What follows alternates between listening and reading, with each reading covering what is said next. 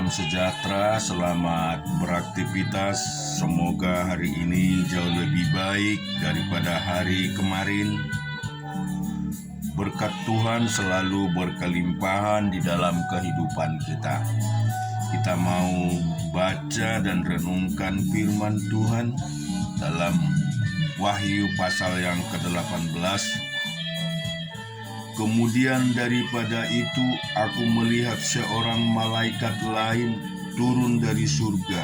Ia mempunyai kekuasaan besar dan bumi menjadi terang oleh kemuliaannya.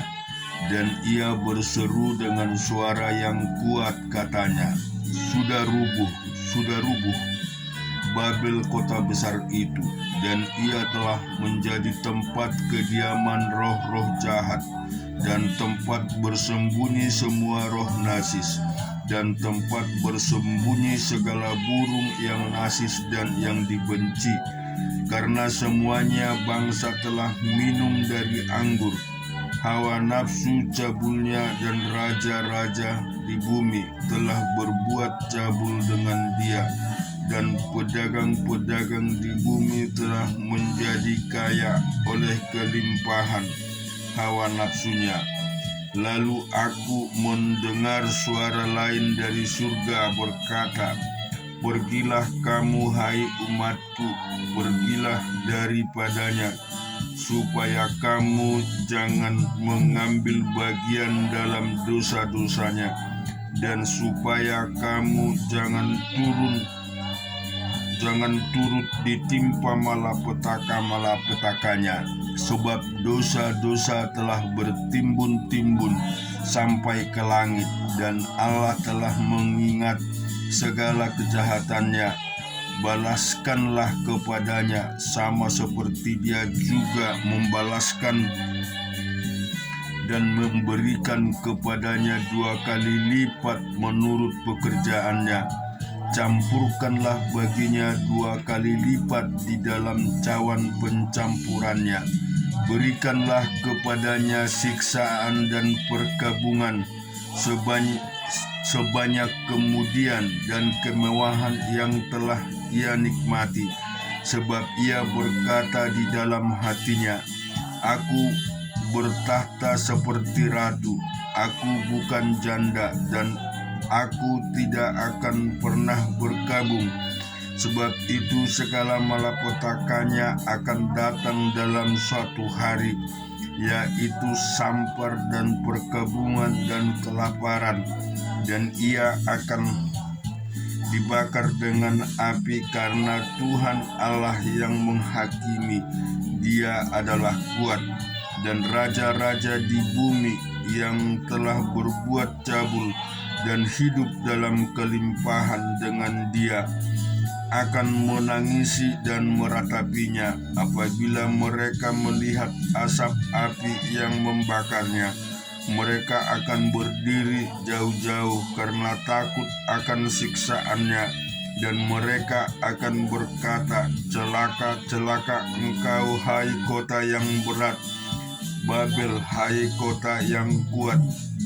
Sebab dalam kota yang kuat, sebab dalam 1 jam saja sudah berlangsung penghakimanmu, dan pedagang-pedagang di bumi menangis dan berkabung karena ia, sebab tidak ada seorang lagi yang memberi barang-barang mereka, yaitu barang-barang dagangan dari emas dan perak, permata dan mutiara, dari lenan halus dan kain ungu, dari sutra dan kain kermisi, berbagai jenis barang dari kayu yang harum baunya, berbagai jenis barang dari gading, berbagai jenis barang dari kayu dan yang mahal, dari tembaga besi dan pualam, kulit manis dan rempah-rempah, wangi-wangian, mur dan kemeyan, anggur, minyak, tepung halus dan gandum, lembu, sapi, domba, kuda dan kereta, budak dan bahkan nyawa manusia.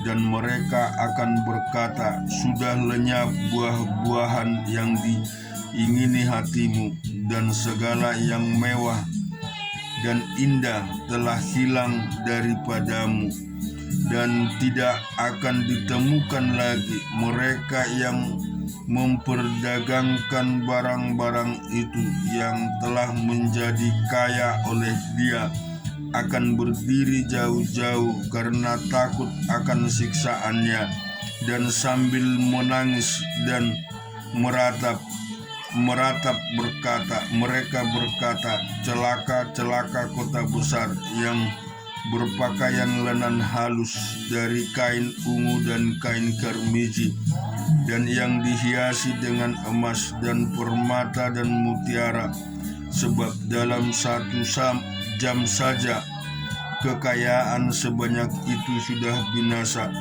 dan setiap nakoda dan pelayar dan anak-anak kapal dan semua orang yang mata pencariannya di laut berdiri jauh-jauh dan berseru ketika mereka melihat asap api yang membakarnya, katanya, kota manakah yang sama dengan kota besar itu?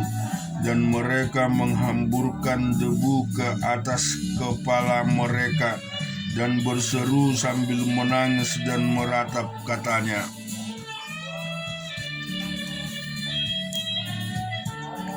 celaka, celaka kota besar yang olehnya semua yang mempunyai kapal di laut telah menjadi kaya oleh barang yang mahal, sebab dalam 1 jam saja ia sudah binasa. Bersukacitalah atas dia, hai sorga, dan kamu, hai orang-orang kudus, rasul-rasul dan nabi-nabi, karena Allah telah menjatuhkan hukuman atas dia karena kamu.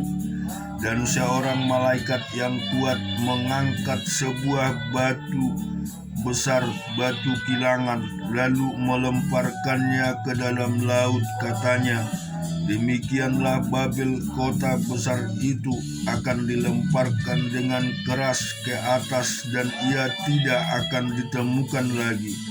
Dan suara permainan-permainan kecapi dan penyanyi-penyanyi dan peniup-peniup seruling dan sangkakala tidak akan kedengaran lagi di dalammu, dan seorang yang ahli dalam sesuatu kesenian tidak akan ditemukan lagi di dalammu, dan suara kilangan tidak akan kedengaran lagi di dalammu, dan cahaya lampu tidak akan bersinar lagi di dalammu, dan suara mempelai laki-laki dan pengantin perempuan tidak akan kedengaran lagi di dalammu, karena pedagang-pedagangmu adalah pembesar-pembesar di bumi.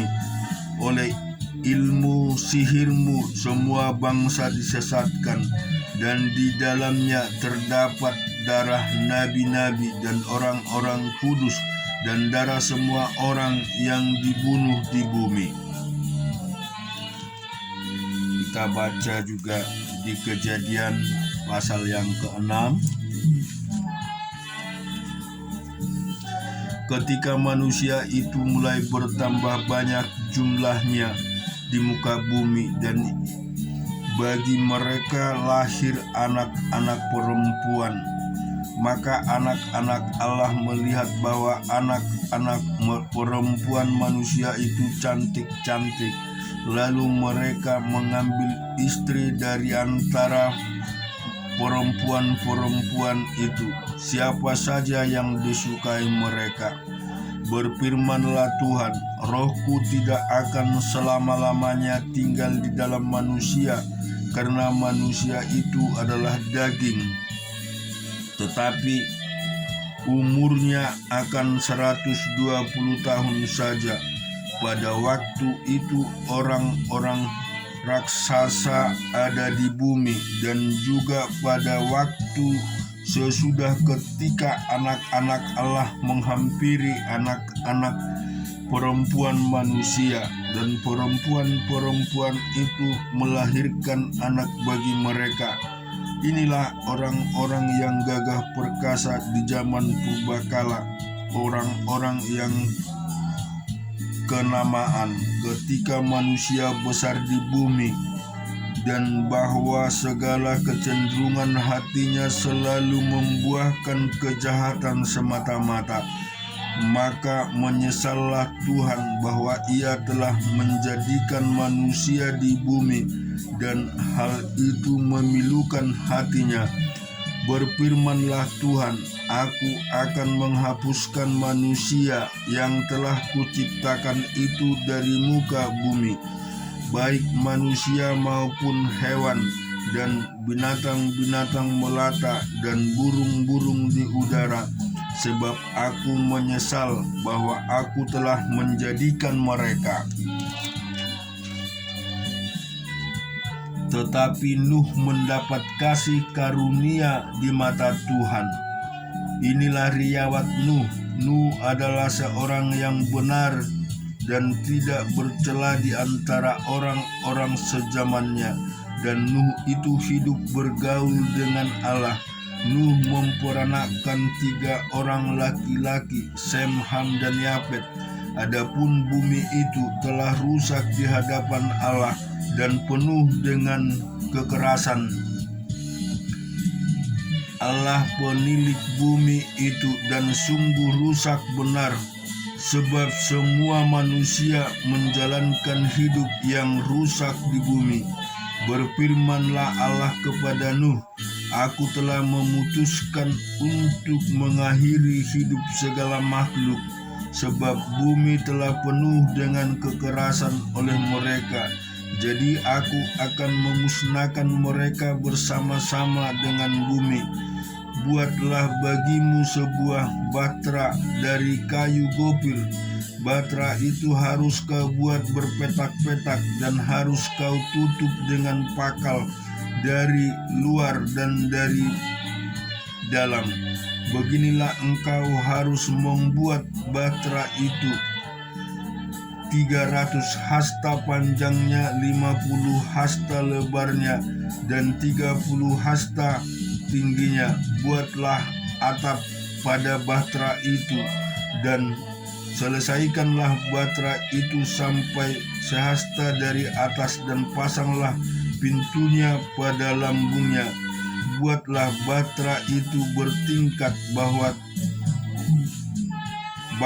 tengah, dan atas, sebab sesungguhnya Aku akan mendatangkan air bah meliputi bumi untuk memusnahkan segala yang hidup dan bernyawa di kolong langit. Segala yang ada di bumi akan mati binasa. Tetapi dengan engkau Aku akan mengadakan perjanjianku, dan engkau akan masuk ke dalam batra itu, engkau bersama-sama dengan anak-anakmu dan istrimu dan istri anak-anakmu.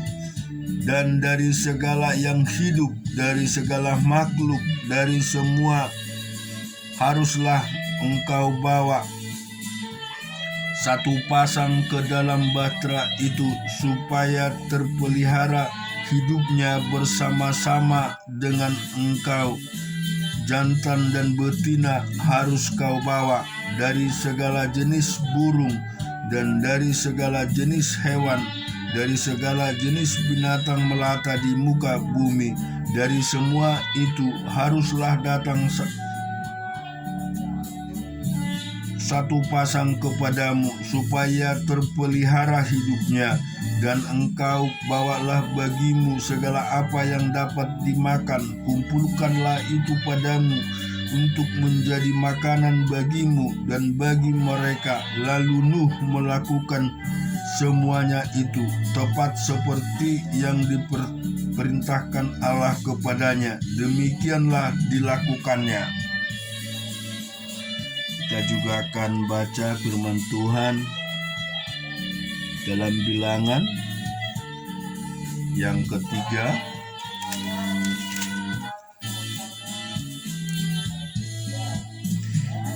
Inilah keturunan Harun dan Musa pada waktu Tuhan berfirman kepada Musa di Gunung Sinai. Nama-nama Harun inilah yang sulung Nadab, kemudian Abihu, Eleazar, dan Itamar. Itulah nama anak-anak Harun, imam yang diurapi, yang telah ditakbiskan untuk memegang jabatan imam.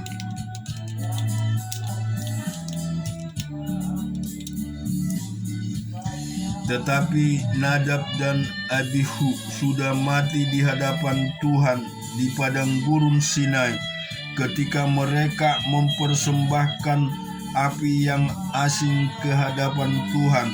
Mereka tidak mempunyai anak. Jadi ketika Harun ayah mereka masih hidup, yang memegang jabatan imam ialah Eleazar dan Itamar. Tuhan berfirman kepada Musa, "Suruhlah suku Lewi mendekat dan menghadap Imam Harun, supaya mereka melayani dia.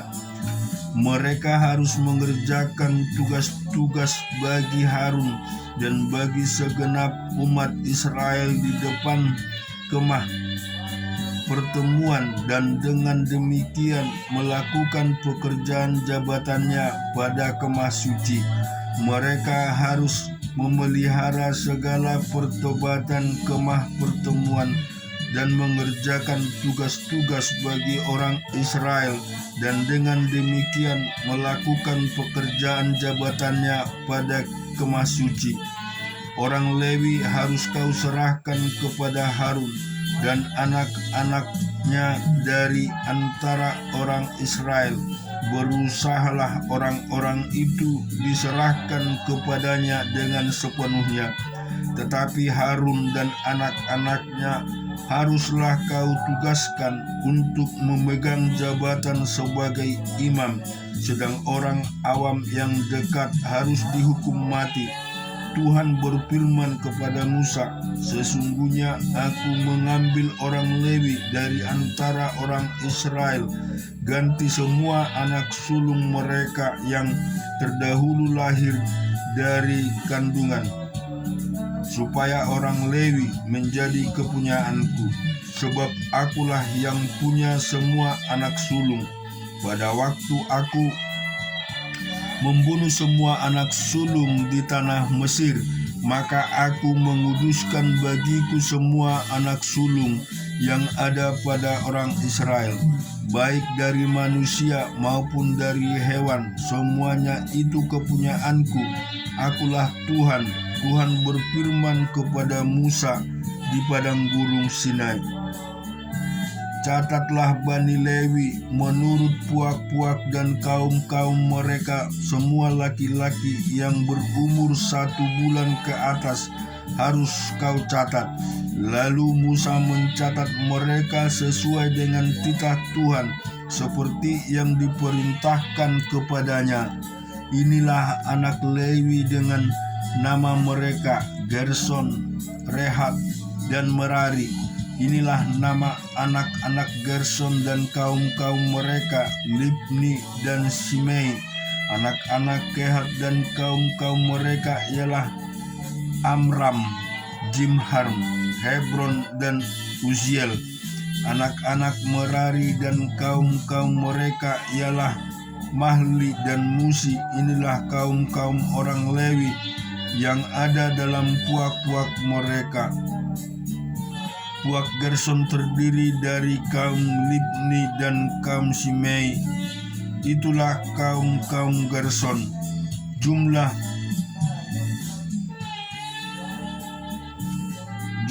pencatatan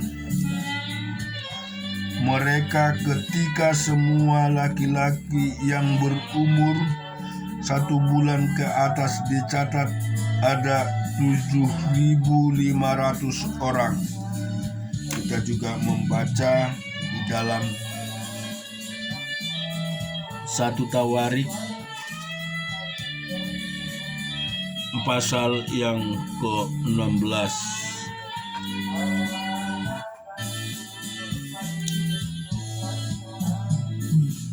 1 Tawarik pasal yang ke-15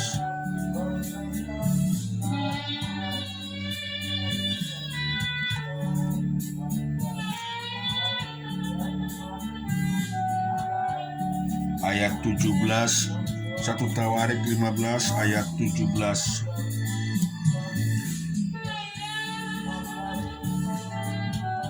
Daud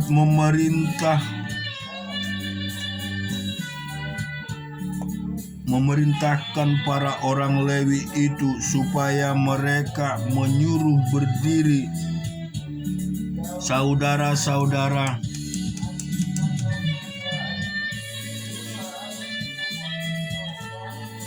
saudara-saudaranya sepuak mereka, yakni penyanyi dengan membawa alat musik seperti gambus, kecapi, dan ceracap untuk diperdengarkan dengan nyaring lagu gembira. Maka orang Lewi itu menyuruh berdiri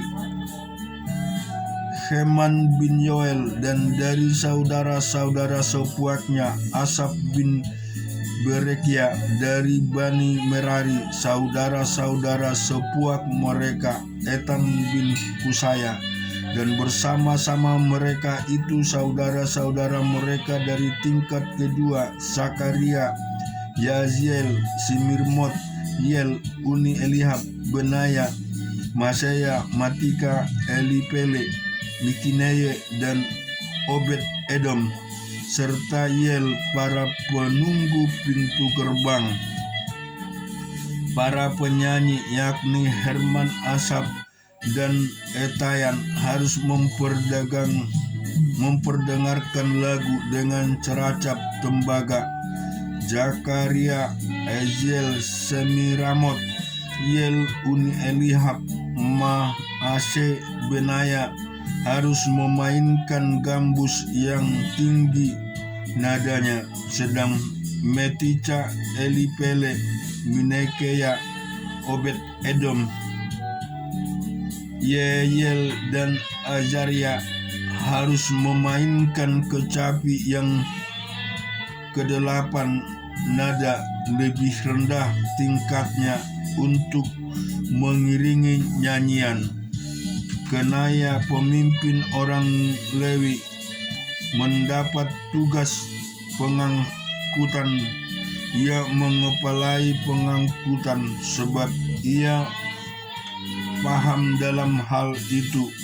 Berekia dan Elkana adalah penunggu pintu pada tabut, dan sebayanya Yosafat, Netaniel, Amosai, Zakaria, Benaya, dan Eliaser, yakni imam-imam itu meniup napiri di hadapan tabut Allah, sedang Obed Edom dan Yehia adalah penunggu pintu pada tabut itu.